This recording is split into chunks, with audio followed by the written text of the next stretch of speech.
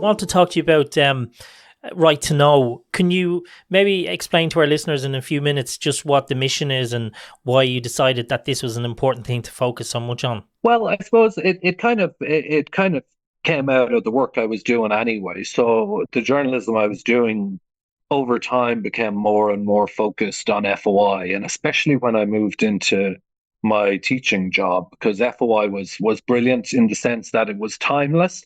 So you could get the records today. The story doesn't need to be written tomorrow. The story might just as easily be written in 4 or 5 weeks' time.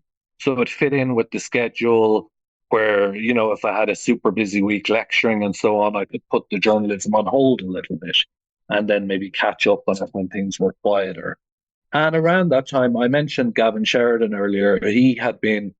Both of us had in different ways been pushing the boundaries of what you could access using FOI and using also the access to information on the environment regulations.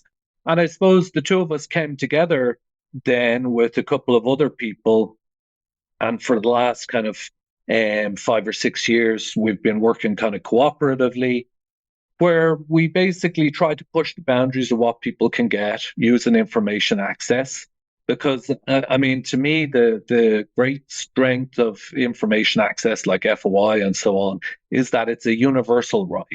So a lot of people associate it very closely with journalism, but it's not only for journalists, it's for every single citizen. And every single person listening to this has as much right to make an FOI request as I do, or the most high profile journalist in the country does. And they're all supposed to be dealt with exactly the same. So I always felt it was a real democratizing force and also a great leveler within journalism, because the most junior reporter in a newspaper could use it just as easily as the most senior person.